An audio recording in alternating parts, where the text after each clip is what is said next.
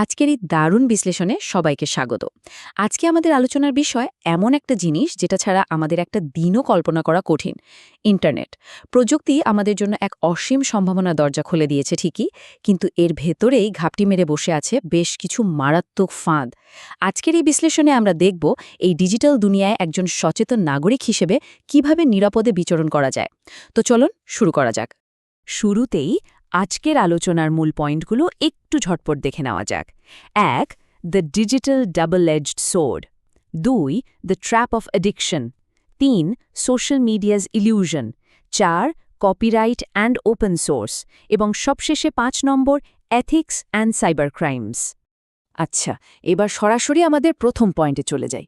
১ নম্বর, the digital double edged sword. Internet ব্যাপারটা কিন্তু অসম্ভব শক্তিশালী, কিন্তু ঠিক ততটাই বিপজ্জনক। ব্যাপারটা আসলে একটা অত্যন্ত ধারালো দায়ের মতো। ভাবুন, হাতে একটা ধারালো দা আছে।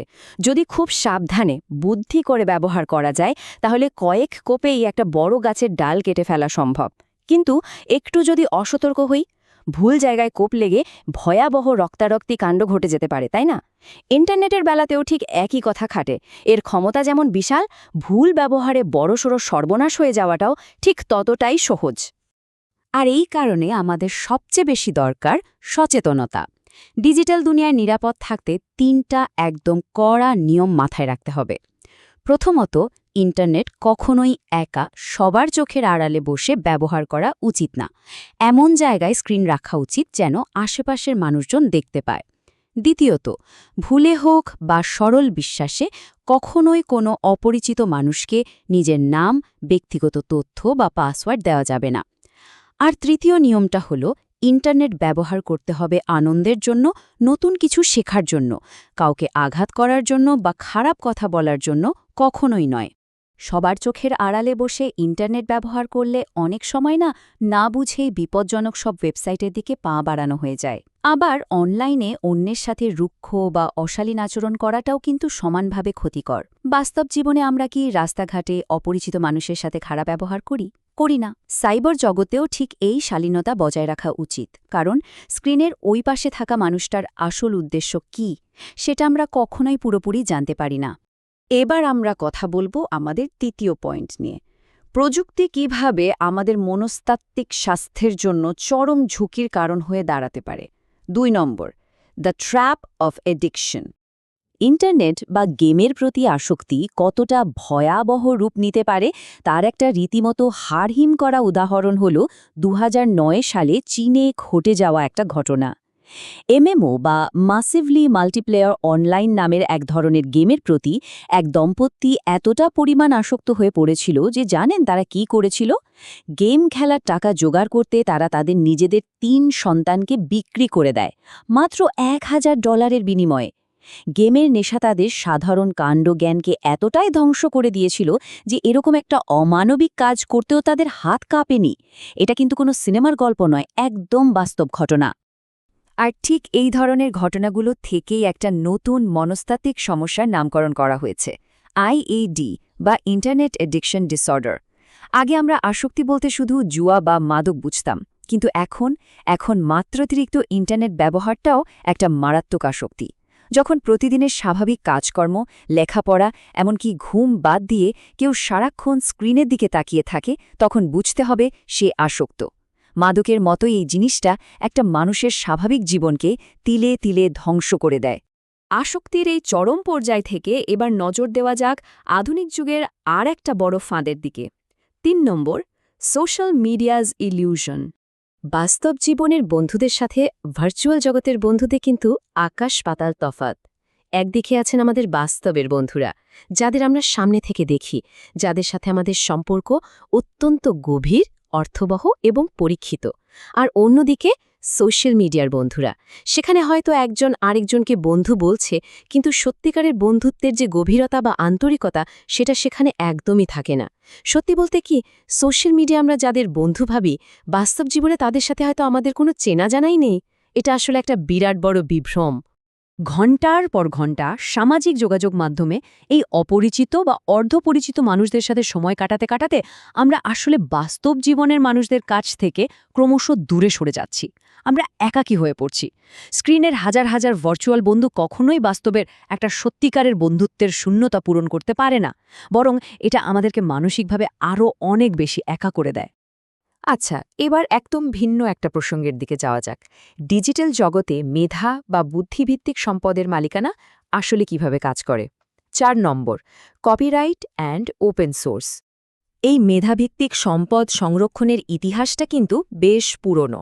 একদম শুরুতে ১৬৬২ সালে যুক্তরাজ্যে প্রথমবারের মতো licensing of the press act বা কপিরাইট আইন পাশ হয়।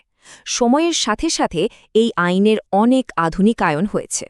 বর্তমানে অনেক দেশেই একজন সৃজনশীল মানুষের মৃত্যুর পরেও ৬০ থেকে ১০০ বছর পর্যন্ত এই কপিরাইট বলবৎ থাকে। মানে হলো একজন লেখকের বই বা একজন শিল্পীর গান চাইলেই যে কেউ বিনা অনুমতিতে নিজের নামে চালিয়ে দিতে পারবে না। কিন্তু কম্পিউটার আর ইন্টারনেটের যুগে এসে পুরো ব্যাপারটা একটা নতুন রূপ পেয়েছে। জন্ম নিয়েছে ডিজিটাল পাইরেসি এবং ওপেন সোর্স দর্শন। কম্পিউটারের যুগে যে কোনো কিছু খুব সহজেই কপি করা যায়, তাই না? আর এই সহজ সুযোগটার অপব্যবহার করেই জন্ম নিয়েছে পাইরেসি।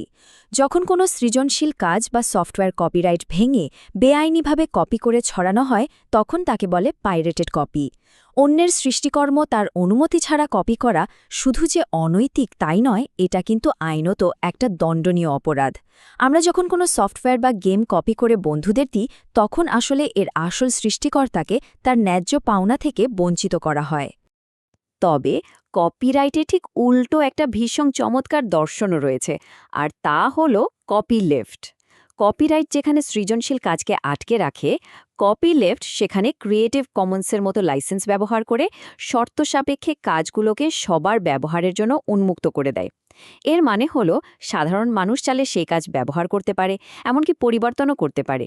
এতে স্রষ্টার অধিকারও থাকলো, আবার কাজটা অনেক মানুষের কাছে পৌঁছালো। আর এই মুক্ত দর্শনের ওপর ভিত্তি করেই তৈরি হয়েছে ওপেন সোর্স সফটওয়্যার। এই সফটওয়্যারগুলো সবার জন্য একদম ফ্রি। যে কেউ ব্যবহার করতে পারে, কপি করতে পারে এবং প্রয়োজনে পরিবর্তনও করতে পারে। সারা বিশ্বের মানুষ মিলে এগুলোকে আরও উন্নত করে তোলে। এর সবচেয়ে দারুণ উদাহরণ কি জানেন? মুক্ত বিশ্বকোষ উইকিপিডিয়া। ইন্টারনেটে এটা এমন এক বিশাল জ্ঞানের ভাণ্ডার, যা বিশ্বজুড়ে লাখ লাখ মানুষের সম্মিলিত আর বৈধ অংশগ্রহণের মাধ্যমেই তৈরি হয়েছে। এবার আমরা আজকের আলোচনার একদম শেষ অংশে চলে এসেছি। ৫ নম্বর, ethics and cyber crimes. Internet জগতে হ্যাকিং শব্দটা আমরা সবাই শুনেছি, কিন্তু সব হ্যাকার কি একই রকম? একদমই না। হোয়াইট হ্যাট এবং ব্ল্যাক হ্যাট হ্যাকারদের মধ্যে রাত দিন তফাত। হোয়াইট হ্যাট হ্যাকাররা হলেন এথিক্যাল বা নৈতিক। তারা শুধু সিস্টেমের দুর্বলতা খুঁজে বের করেন, কোনো ক্ষতি করেন না। আর ব্ল্যাক হ্যাট হ্যাকাররা, এরা পুরোপুরি অসাধু। এরা বেআইনিভাবে অন্যের সিস্টেমে ঢুকে তথ্য চুরি করে বা ওয়েবসাইট ধ্বংস করে দেয়। মনে রাখতে হবে, অন্যের ব্যক্তিগত জায়গায় অনুমতি ছাড়া প্রবেশ করাটা বাস্তব জগতেই হোক আর সাইবার জগতেই হোক সবসময় একটা চরম অনৈতিক কাজ। সাইবার জগতে এই অনৈতিক কাজের অভাব নেই। ১৯৮৩ সালের একটা ঘটনার কথা বলি। মাত্র ১৯ বছর বয়সী একটা ছেলে যুক্তরাষ্ট্রের প্রতিরক্ষা বাহিনীর অত্যন্ত সুরক্ষিত ওয়েবসাইটে হ্যাক করে ঢুকে গিয়েছিল। অনেকেই হয়তো এটাকে একটা দারুণ বুদ্ধিমত্তার চ্যালেঞ্জ হিসাবে দেখে, কিন্তু সত্যি বলতে অনৈতিকভাবে অন্যের সার্ভারে ঢুকে ওয়েবসাইট অচল করে দেওয়া বা কৃত্রিমভাবে ট্রাফিক বাড়িয়ে সাইট ক্র্যাশ করানো কখনোই কোনো কৃতিত্বের কাজ হতে পারে না। এছাড়া নাম পরিচয় লুকিয়ে ইন্টারনেটে ভিত্তিহীন বা অশালীন মন্তব্য করে অন্যদের আক্রমণ করাটাও মারাত্মক সাইবার অপরাধ।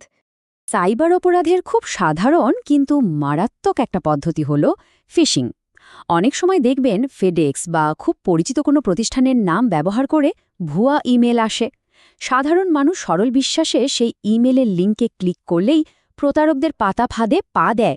এভাবে অনেক সময় লোভনীয় পুরস্কারের কথা বলে ক্রেডিট কার্ডের গোপন নম্বর বা পাসওয়ার্ড হাতিয়ে নেয় অপরাধীরা।